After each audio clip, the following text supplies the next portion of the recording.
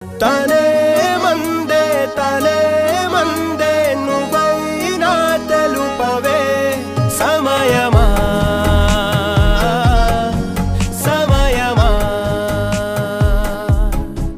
నిజమేదో. Madam మీరేం తిన్నట్లేదు, ఏదైనా తినొచ్చు కదండి. నేను ఫ్రూట్స్ తెచ్చుకున్నాను.